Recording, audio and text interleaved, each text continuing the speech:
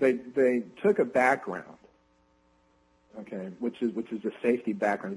It's a safety background, that they put on official documents, okay. And actually, whenever I process checks, for my clients, whenever I go to pay them, well, I use that security background, but mine's blue on my checks, and instead of the green one. And I get those in blank sheets of paper, from the companies I get, to process my checks, for when I go to do my payouts. And what they did was they took a document and layered it on top of the blank screen or on top of the blank page. And what they did was they just basically cut and pasted. They just basically cut and pasted, and then they did it transparent. So what you do is you take you cut and paste the background, shrink it to fit. Take that background and move it over whatever you want it to cover. Then on top of that background, you put a text box. Inside of that text box, you key in you type in what you want to type in, but remember you have to use the proper font. And the font that they used was actually, it's called it's a typeset font. It's a carbon font. That's what it is. It's a carbon type font. Mm-hmm. It's a font that they used. And I had to blow it up to like 600 to 800% in order so that way I could look at the obvious the obvious pixels. When a computer does it, it does it differently than the way a typewriter does. Because you know how when you type with a manual typewriter like they did in the 60s, mm-hmm. You know how sometimes a letter might come up or down, or the spacing might be off, between the letters. The spacing on the letters are identical.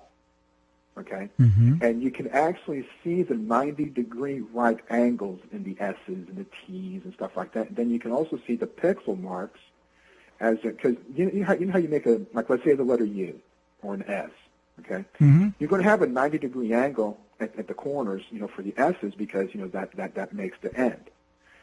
And so you're going to get a straight line to make the top, and then to make the curves, it uses separate pixels to form the round edges.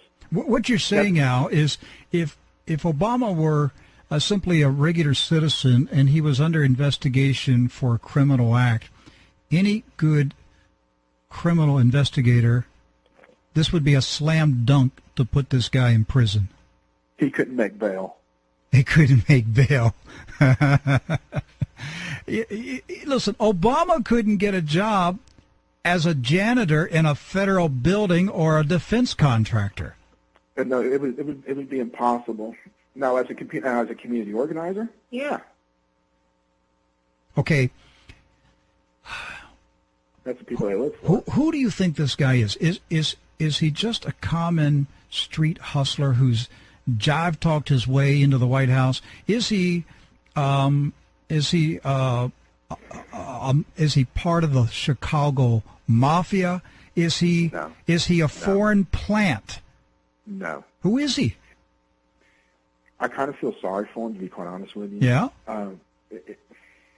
Look at the way that this man grew up. Okay.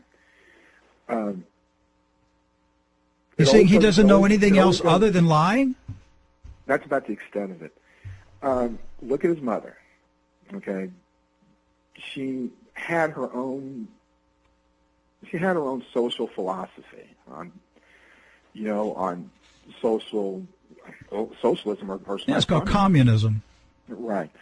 And his father was the same. I mean, they met in the 60s, and whatever college that they were going to. I'm not even know what college they went to.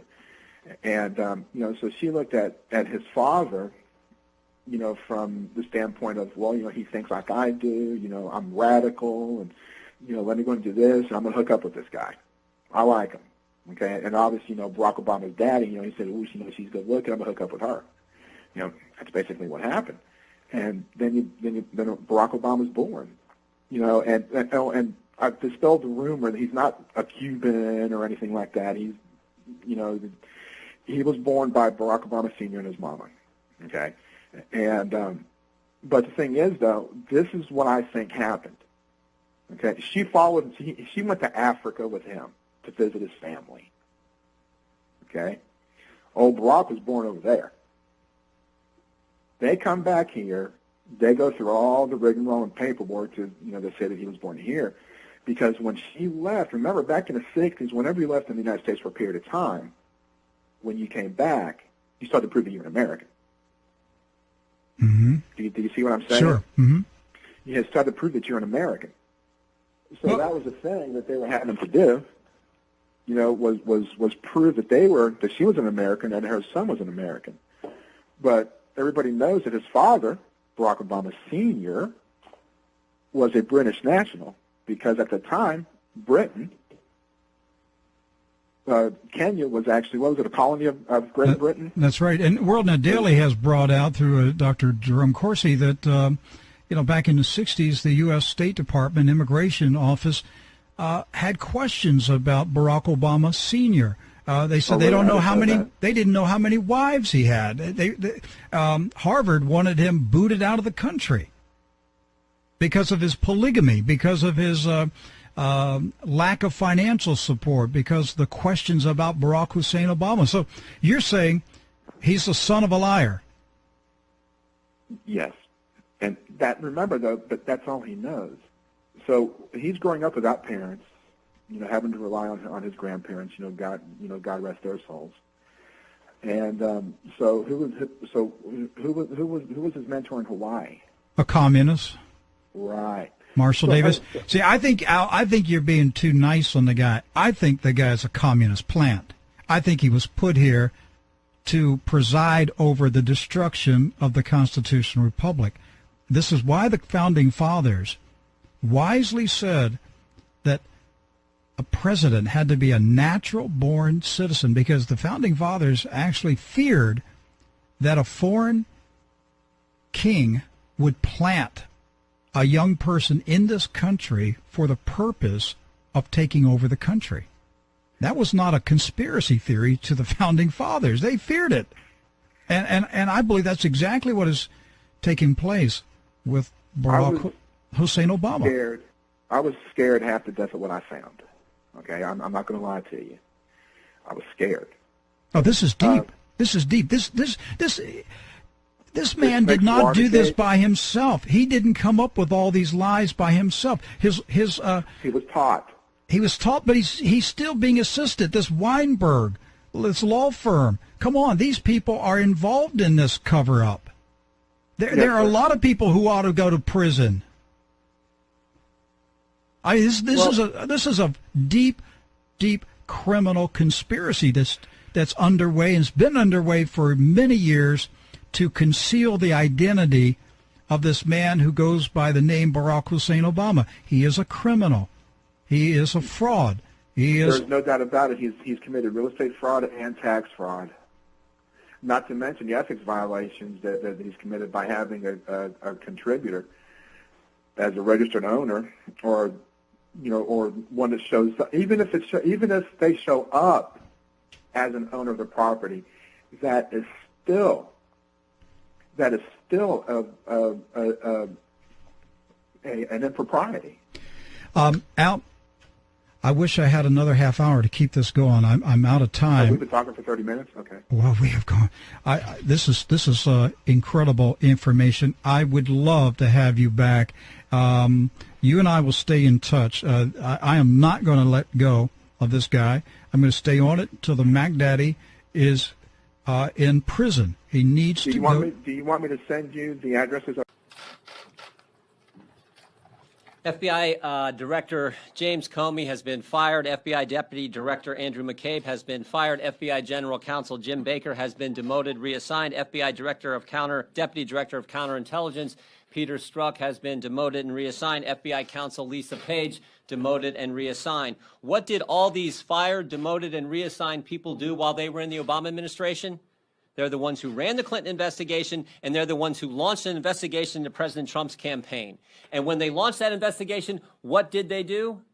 They took this dossier, dressed it all up, made it look like it was legitimate intelligence, took it to a secret court to get a secret warrant to spy on a fellow American citizen. And when they went to the court, they didn't tell them important facts, like who paid for the document. Didn't tell them the DNC and the Clinton campaign paid for it. Didn't tell them that the guy who wrote the document had been fired by the FBI. and yet they took it to a secret court to get a warrant to spy on a fellow American citizen loosely associated with the Trump campaign. And now we learn that they possibly paid informants to spy on the Trump campaign. When you and I go to court, we have to give the truth, the whole truth, and nothing but the truth. They didn't do that when they took the dossier to the court, and now we learn that possibly they paid informants to spy on the Trump campaign. And never forget this fact. In all those text messages back and forth between Lisa Page and Peter Strzok, we have that one on September 2nd, 2016, where they say POTUS, President Obama, POTUS wants to know everything we're doing. And the operative word there is everything. That's a pretty darn big category. And we're supposed to believe the Department of Justice can handle this. That's what they tell us. Don't worry. We can investigate ourselves. We can handle this. Trust us. We'll be just fine. Really? Think about this question. Can Rod Rosenstein oversee an obstruction of justice investigation into the firing of James Comey when he's the guy who wrote the memo recommending the firing of James Comey? So we've been pushing for 10 months for this, and I want to applaud Congressman Zeldin for bringing the resolution to the floor, and Chairman Meadows is exactly right. This should be brought to the floor. We should vote on it, and we should tell the DOJ we are sick and tired of the runaround we've been getting from you guys. It is time to have a special, if this fact pattern doesn't warrant a second special counsel, somebody tell me what does. Somebody tell me what does. So this is exactly what is needed, and I appreciate the gentleman's leadership, and I want this, just like the chairman said, on the floor as quick as it possibly can get, and we can tell the American people we're going to do everything it takes to get answers to the questions that they have.